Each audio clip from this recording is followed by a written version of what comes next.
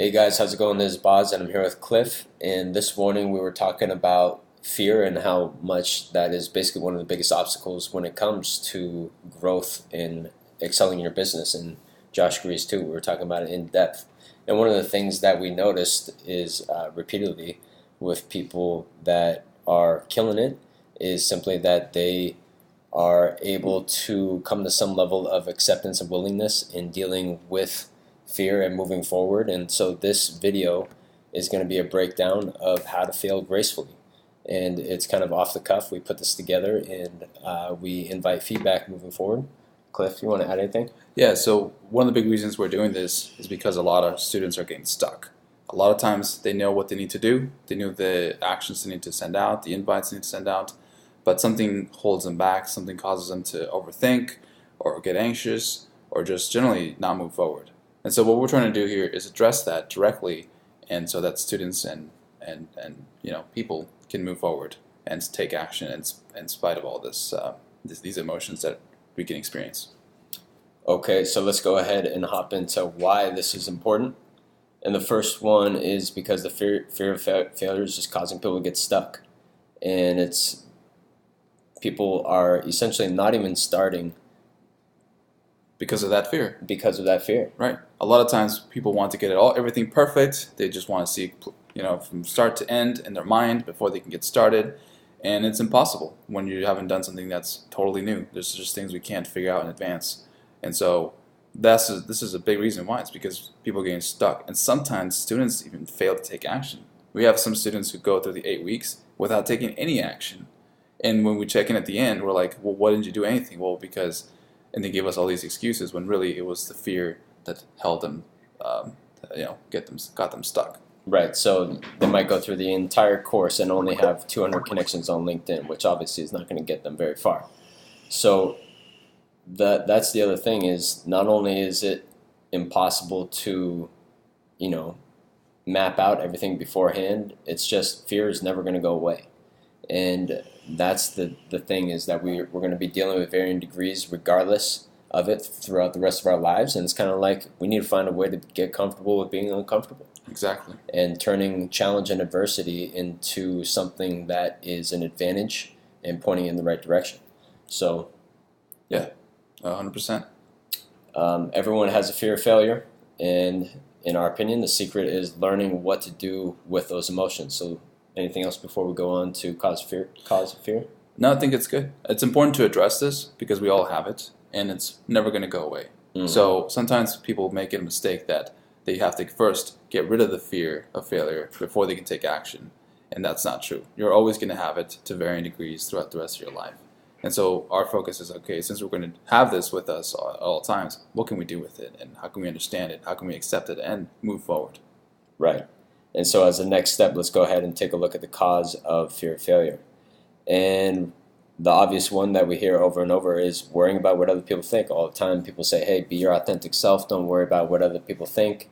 And, it depends how you interpret that for yourself.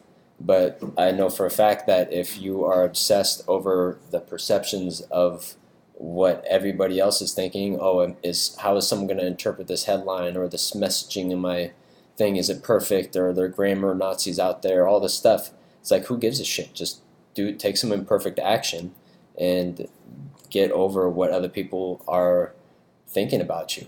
And a lot of the times, it's really just a handful of people directly in your life that you worry about more than others. Maybe it's someone, a close family or friend, who deep down you would internally would be crushed if they did not approve of something you did or criticized what you were doing in some way. And, you're going to have to find some way to get over that or through that. And so moving forward, we will be addressing some of those things. Yeah, like even like this video we're doing right now, we're doing it off the cuff. There's no much structure here. We have an outline here, but if you look at this, it's full of typos, it's full of mistakes, spelling mistakes, and all these little errors. And so we feel a little bit of fear of, a little bit of resistance putting this out there. But we know it's better to just take action, even if it's imperfect action, which most of the times it is, because we're going to get a lot of growth and progress as a result of this. Mm-hmm. So this is just a great example, even as we're doing this video right now. Yeah, because at the end, when we take lots of imperfect action, we will be sitting on a mountain of results. Yeah. Seriously. So, yeah, and then that's the thing is in school a lot of the time it was really like we had to get A's, we had to do everything perfectly, and in business that is not always effective. A lot of the time that is actually an inhibitor, and when we approach everything from, needing to get it perfect as taught in school, that is one of the that is a recognized thing in entrepreneurship as those people need to over perfect and create everything and create and improve everything instead of just following what works or just using what they have available to them. Yes, this is people that a lot of the students struggle in taking business and taking entrepreneurship to the next level are people who got straight A's in school. Those are the students who wanted to perfect everything and then feel good about their grade. But now, in the world of business and the world of entrepreneurship, there really is no perfect score. There is no A grade. And so a lot of us have to get comfortable with getting 80% there. Just good enough is good enough and then move it forward. There is no perfection. There is no straight A. No one's going to give you that, approval. Uh, and so school is a big cause of our fear of failure. It's because it taught us that failure was something bad, something permanent. When you failed an exam, you had to take the class all over again. And entrepreneurship is nothing at all like that. It's more like a multiple choice practice exam that you can retake over and over and over again until you get your desired outcome. And so you can always go back and take that test at any time, and the class never really ends. There's always more to learn. So it's a totally different paradigm shift going from the schooling environment into the real world here, into the world of entrepreneurship and business. Right. And on that note, in entrepreneurship, there's no penalty or rush, but the sooner you take the practice exam action, the quicker you're going to get to your desired outcome. Plain and simple. If you get started sooner than later and you don't worry about fucking up so much, you're gonna have a lot more momentum and you're gonna be a lot farther, 1 month, 6 months, 1 year from now, if you just keep on focusing on moving forward and staying dedicated and committed to what works. Stop trying to recreate everything and make it perfect. Just focus on results. Anything else before we move on to symptoms? I think that's good. Okay. So for symptoms, these are the types of symptoms that come up and you might experience. They're indicators that you might be encountering fear, that you are being crippled. And I mean, obviously, one common one is feeling resistance when taking action, feeling resistance in sending out 100 invites or 20 targeted message sequences in LinkedIn. I mean, a lot of people don't do this because of a number of reasons, and that is a common symptom. Absolutely. Anytime you really feel resistance taking action, something's holding you back, then chances are that there might be a fear of failure there associated. So, and that's more of an emotional experience that you go through your body. And so a lot of times we'll have emotions like worry, concern, anxiety about taking a certain action, and that can result in basically overthinking. For example, a lot of times when we encounter these calls with students and they bring up potential scenarios that can happen down the road, and it's clear to us that they're trying to solve problems that don't exist yet. Like they're not even facing that problem. They might be thinking about hiring a virtual assistant down the road and they have questions on how to do that when they haven't even gotten their first client. And so that is an indicator that they're having fears of a failure, right? That they're thinking way too far in advance about something that could happen rather than focusing on what they need to do today. Yeah, because there are 100 more important things that you could be doing today instead of projecting into the future to something that might not even ever manifest. And while we're on that topic, I think Mark Twain said something along the lines like, I've endured a great many hardships in my life, most of which never happened. And I equate it to exactly that, operating from a constant state of worry, concern, and anxiety unnecessarily, which just drains your energy and keeps you from focusing on what's actually important and, whatever is driving your results in your business. Yeah, so thinking too far in advance. Too many what ifs. You're thinking like, what about that? What about this? Basically overthinking is a big sign of this. Another thing we see a lot is the shiny object syndrome. So this is that feeling where you don't feel ready to take action. And so you feel like, okay, well, I need to do something to get ready to take action. And this can include reading more books, taking more courses, reading blogs and articles online, asking for opinions of others, getting better computers, recording equipment, better software. Like all of these are I mean, they can help you, of course, but if it never really if you don't if you're using that to not take action, then we have a bigger problem here, and that is that you're having this shiny object syndrome, and you really you just gotta get into taking action, but that symptom is still there. Right. And then this is another one, is you feel like you're trying too hard and there's a lot of movement, but there isn't any progress to your goal. And you wonder why that is. Well, it's simply because you're not taking action. Right. Or maybe you're taking so much action, but it's busy work and it's not targeted action. But it feels like you're trying hard. See, this is what's so fascinating about this, is that you feel like there's a lot of movement, you're doing a lot, right? You're reading more books, you're watching the courses, you're doing everything, but why isn't it you're not making actual progress? How come your bank account is not increasing? Yeah. Right? And it's because you're not focusing on enough sales and marketing and service delivery in one form. It's usually one or the other. And so that's the thing, is focusing on the right things and not letting fear get you to obsess on activities that don't actually matter. Absolutely. So let's go on to the next section. This is the treatment. There really is no cure to the fear of failure because it's never going to go away. But there are things we can do to address the fear of failure so that we can be better at it and help us towards our goals.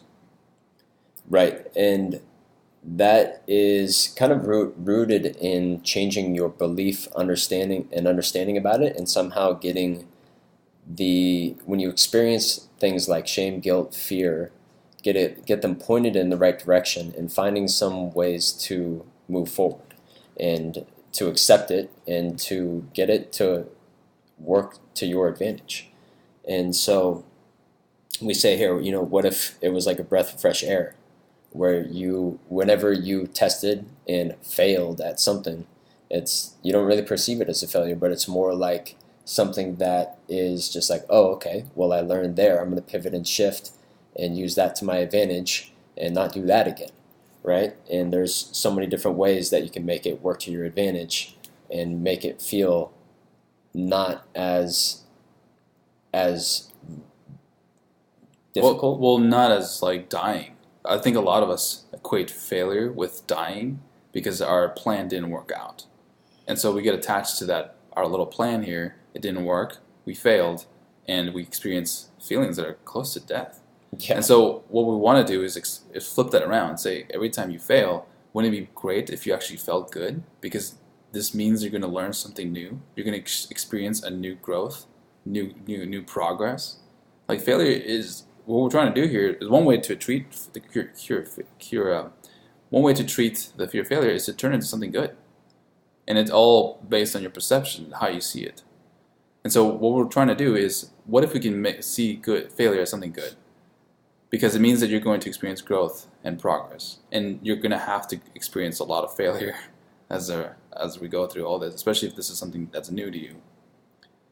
Right, and changing your perception to where you feel different about it. Like, we need to find a way to where physically in your body you experience it differently, so that it's not just this tension in your gut that eats you up and makes you break out into feverish sweats before a sales call and having sweaty palms and stuff. But instead, it's something that you feel differently about, to where you're kind of calm and cool, and it becomes more habitual. Or you can just kind of go around it like water goes around a rock. Yeah, this concept is a little hard to take in, especially if you've been trying to avoid failure for all your life, and now you're like, we're telling you, oh, look, actually failure is something good, right? Like, it's going to be a little bit hard to take it all at once. But anywhere you look at, if you just look at your own life, when you experience the most growth and learning, it's usually right after a failure, because a breakthrough becomes obvious. Oh, I was doing the wrong thing. Now I know what to do, or at least now I know what not to do, and then you move forward. So one of the things we can do is view failure as a necessary teacher that accelerates your learning. And so the more you fail, the quicker you're going to get to your desired outcome. So this is all about reframing failure into something good. Right. And that's the thing, is with time, we're going to be going through some more detailed strategies of why it's important to do some things at just an 80% level. But with time, you will be able to distinguish more and more how if certain non-core activities you kind of let them slide and don't do them to perfection, that you will be getting more results, plain and simple. And so affirmations like I will fail, and that is good because every time I fail, I will make progress and growth. Those are the types of beliefs that will help you to cope with and accept and be willing to deal with challenges as they come your way. Right. Absolutely. Another tactic that sometimes works for students is they realize that when they're thinking too much about failing, they're usually too focused on themselves. Mm-hmm. They're just so focused on themselves and what other people might perceive them as. And sometimes it helps to just think about the bigger picture. Like, what if you went through all this struggle and all this failure, but it's going to be great because it's going to benefit not just yourself, but your family, your children, your community. Like, it's going to have a much bigger impact. Your clients are going to be better off. You are you're reframing it. It's not just something that's personal, but something that's going to be beneficial for a lot of folks, a lot of people. Absolutely. And so, more specifically, I mean, it really depends what motivates you and what makes you feel less self-oriented and more selfless, and start focusing on how you are adding value to other people, or how you are attaining some level of achievement and mastery, or how you are attaining personal growth, or even just dealing with physical demands, and how you recognize how you are becoming more and more able to deal with challenges as they come your way, and just become more, you develop more endurance and an ability to eat shit on a daily basis and grind through the monotonous tasks necessary to achieve results and grow. So for me, I think one of the biggest things is defining your vision, and for everybody it's different. And so for so many people, this is really, in my opinion, one of the most difficult things. And I'm constantly refining my vision and working on it myself. But for everyone, if they don't have some sort of purpose or goal that they're working towards, it often is very easy to get derailed, fall off track, and stop focusing on what's actually important. So define your vision, whatever your North Star is, your compass, that will get you pointed in the right direction, so that when you are completely exhausted, tired, and depleted, you can say, okay, what is my goal? What's important to me? And you can redirect your attention to that, and then ask yourself, what can I do now? What can I do today to get started in that direction? What has to be done? What is actually important? And it helps you to distinguish what is necessary and unnecessary, because the chances are there are a lot of things that you're doing that are not necessary and that are throwing you off track if you are operating in a state of fear and anxiety. Yeah. Yes. Another thing we can do is just live in the present moment, live in today. I think a lot of times when we think too much about the future, we can get anxious because we can't control the future. The future doesn't exist yet. And likewise, if you're thinking too much about the past, trying to change the past, and we realize we can't do that, we can fall into a state of depression. So when we say live in the present, it's more like living. What can you do today? What would move the ball forward? What can get you in front of a customer, a client today? What can start that conversation? And so this helps you move forward by focusing on the next step. And sometimes it just helps to get detached from the outcome. Sometimes instead of thinking too much of what I want, maybe just focus on the process, following the process, and testing it out for yourself. And just sometimes switching that can help you move forward because you'll know what the next step is. Right. Yeah. And I really like this. Just focus on the next step. Is like, what is the one thing I need to do next to get pointed in the right direction, to get momentum in the right direction in my business, in my life, whatever it is. Just focus on one thing at a time. Like, if you can identify 3, that's great. But if you're tired and you're confused, which might happen on a daily basis, just focus on the next step. And focusing on one thing at a time can really help to alleviate that fear of, what types of challenges might be coming up. And the truth is, the challenges are going to be endless. And you should ideally get to a place where you want to invite challenge into your business because you recognize that the benefit of it. Anything else? That's good. We covered everything. Okay, so this get back into your body. This is one that I'm going to reference this guy named Elliot Hulse, where he says get out of your head and get back in your body. He's a guy who I think he was a strong man. He does YouTube videos as well as he does a lot of trainings around mindset. And one of the things that he emphasizes is like get out of your head and get back in your body, because so many people, when they're in a state of fear, they're just trapped in their head and they're in this mental cycle where all they can do is worry instead of, and it gets them to a state where they freeze and they're not moving and they're not doing anything. And that is not what you want to do, because that is not progress in the right direction. So what we recommend is to physically sometimes get back in your body. And there's a number of ways you could do that. So for example, we say that you need to physically move into fear. And those first 2 to 3 steps build momentum, and then you only need to take step 1. And usually it's in your business, it might be something as simple as going to LinkedIn and Social Lead Sniper and sending out 100 invites. And it's those small actions that can get you focused on, biz dev in the right way and focused on activities that actually matter. Right. It's about getting started. A lot of times we get stuck in our heads and we try to think our way out of our fear when really we just need to take a first step. And that's usually a physical step. Opening up that email, making a phone call, sending out those invites. Those are physical actions. And that's what's actually going to, get you out of your head and into action. Right. And then that's kind of funny that you mentioned the email, because when challenges come your way, observe whether your body becomes tense and resists solving the challenge or issue, and then try and consciously let go of the tension in your body. So for example, sometimes I still find myself about to open my email inbox and just waiting for some complaint from a client saying, hey, where's the leads, or there's some error on a landing page, or something like that. And I find myself feeling like that, and then I just consciously breathe in, let it go, and then move into it and open my inbox.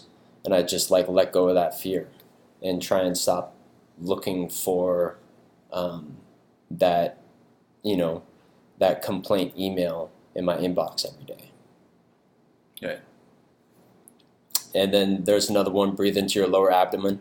In my opinion, fear comes from the belly. It comes from your gut. You feel it in your gut, and a lot of the time we feel tension there, and we just need to stretch it out or breathe it out or whatever. And then that can also be attained by doing physical activity that actually helps, whether it's walking, jogging, cleaning your house, doing chores, stretching, just some kind of activity that isn't necessarily stimulating, but it's more like helps you get to a calm and relaxed state. Yeah. And then some others are go back to the basics, right? Maintain yourself, hydration, healthy eating, regular sleep, possibly reduce sugar, because a lot of people, they just consume sugar and then have these spikes of energy and these crashes, and then when they're low, they're like, why do I feel so bad? And it's because they just have these spikes of energy, and there's a lot of evidence that supports if you reduce sugar intake that you can your symptoms will be alleviated. Right. It's about taking care about your body and making sure you're sustainably healthy. So the next up is 80% is good enough. And this is about letting go of that perfect email, that perfect, more copywriting sequence, the perfect headline, there's no such thing as perfect. And we got to let go of that. And so one way is to just focus on 80% and just take it to 80%, and that's good enough, and then move on to the next thing. And yeah, I mean, the truth of the matter is that most of the things you do on a daily basis probably don't matter and don't really would not have a huge negative impact if it didn't get done. And there's only a few things on a daily basis that do matter. So what I like to do is identify core things that impact my business of 80% or more, and I make a concentrated effort to do that at an A grade level. And then the majority of things, at least 80% of the things in the business, I'm trying to not do. And or if I do it, to only do it at like a B minus grade of 80%, and it's good enough. I mean, for example, on a daily basis, Josh right now might want me to do a series of things, and I actively don't do things on purpose to if I don't think it matters, and then I just tell him, and because I think it's important to let things slide that don't actually need to get done, and that there's a healthy balance that you could do, to where if you let it go, that you will end up getting more done, and you will end up focusing and driving more results. Right. It's always good to do the most important things in the morning also, things that need to be done like marketing and sales, and not get caught up with all the little details that come up throughout the day. So the next section is anxiety equals take action. The best cure for anxiety is to take action. This is something that that a lot of us struggle with, and that when we feel anxiety, it's because our subconscious is telling us to do something. It's telling us that something is wrong and that I need to take some action. So in this sense, anxiety is actually a good thing because it's telling us to do something better.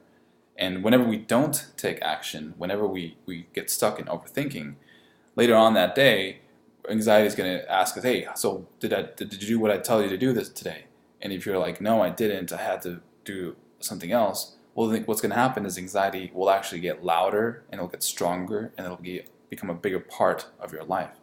And so when you start to feel your anxiety spike, it means you just need to take action. And so the question then becomes, well, what action do I take? And usually that's going to be sales and marketing. Absolutely. And yeah, it's very easy to let the anxiety take you over, because it just does get louder and it does become all-consuming. And then you just have to develop a few tools for yourself to knock yourself out of that place and into a state of action. So there's some other things we could also mention, just that when you do take action finally, your anxiety rewards you with good feelings, and it gets slower. It becomes a bit of a proud father saying, hey, you did good today. It wasn't perfect, but that doesn't matter. You took action, and the anxiety starts to diminish. Okay. And then you want to start off that one? Yeah, so again, it goes back to reframing failure. If we can look at failure as something like equals progress and growth, then we can start to embrace failure and look forward to it instead of something that we want to avoid. Avoiding failure is not only impossible, but it's going to keep you stuck.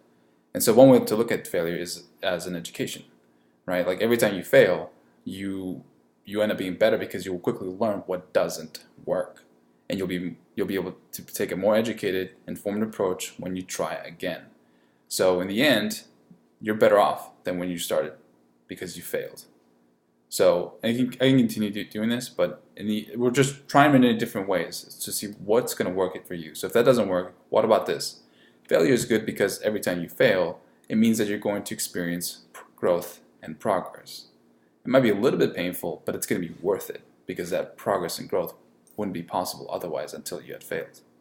Each failure gives you a valuable lesson to move forward, and ultimately you're pushing yourself outside your comfort zone. Here's a quote by Abraham Maslow. A lot of you guys have heard of him from the hierarchy of needs pyramid. And here's what he says. In any given moment, we have two options. One, to step forward into growth, or two, back into safety. So that is a quote that I like to use myself when I ever get stuck in this is uncomfortable, I don't know about this. Well, if I keep going forward, I'm going to experience growth. And ultimately, All growth happens outside our comfort zone. So even though it'll feel uncomfortable and kind of scary to push past that comfort zone, again, it's necessary to achieve growth and progress. Absolutely. And sometimes when you're deep in the trenches and you can't even see your way, you're just grinding through all this work, you might kind of lose sight, and just remember that if you keep focusing on results, eventually you'll come to this place where you all of a sudden you have 5, 6, 7 clients, and then it's like, holy shit, this is real. This is really happening. I'm really getting momentum. And it's, yeah, I don't know. I don't have anything else to add to that. At that point, I guess the fear of failure will diminish, but I don't think you can expect it to ever go away. Mm-hmm. It's going to be there. It's going to keep you sharp. It's going to keep you alert. So it does have some benefits. We just don't want you to stay stuck because of it. That's not the point of it. So we have over here some action steps you can do. And again, it just comes down to the basic belief that the more you fail, the quicker you're going to get to your desired outcome. And so when you're ready to take action, well, just follow the process. We already have a process outlined here. It's been tested many times and it works. It's changed a lot of our students' lives. So rather than try to reinvent the process or trying to tweak it, just follow it. Just see what happens. Follow the process, prove it for yourself, test it out. And if you have something, if you encounter things here and there that you want to help on, bring it up to the group.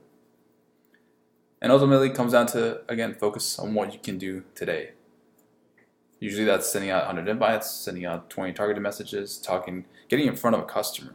That's the thing. As soon as you get in front of a customer, then you have a conversation and you're going to learn so much more rather than try to strategize this quarterbacking this entire business from like on your armchair in front of your laptop. You got to get in front of those customers and start that conversation. Yeah, get a strong headline and get in front of thousands of eyeballs as soon as possible. So this is one line that we just kind of threw together. What can I do today to start talking to a potential client? Make that your focus. And once you start getting answers to that, then you're going to accelerate your growth and your progress. Okay, and I won't go through all of these right now, but these are just some stories emphasizing, instances in my life where I've possibly failed, pivoted and shifted and made it work to my advantage. And I mean, one was just the nerves of getting on strategy sessions calls. And I used to, when I was getting started, before a call, I would be completely drained. I might break out, almost come down with a fever. And I remember a handful of instances where I might have a call at 1 p.m. in the afternoon, and then all morning I'm just stressing about this call. Oh, this is a big call. This could be my breakthrough client. All these things rattling off in my brain, and I'm just completely drained and can't do anything all day until I get on that call, or the person doesn't even show up to the call, and I never end up talking to them, and I just wasted half a day of progress because I was just caught in my head in a state of paralysis, in fear, and unable to take action, right? Because I'm worried about rejection on the call or getting this new client or whatever it is. My fear and desire was actually inhibiting my ability to make things happen. Another instance, chasing shiny object. There was a time where I spent $1,500 testing telemarketing for solar, and it just completely did not work out. And I would say at times in my when I was getting started, these are still things that I deal with on a daily basis, of fear of rejection on sales calls, fear of growth and change. And this is one that I think a lot of people might not necessarily recognize within themselves as a possible fear that they encounter, is just accepting a higher level of responsibility and impact that you have on your family, your friends, on your clients and their lives. When we take on a higher level of responsibility, we're charging high fees, and people are depending on us. We are accepting more responsibility, and some people are not ready to step up into that place of being a leader in their business with their team, or coaching and leading their clients to success, because a lot of the times these clients, they need your leadership to get the results. And if you let them direct the strategy, then you won't be able to get there.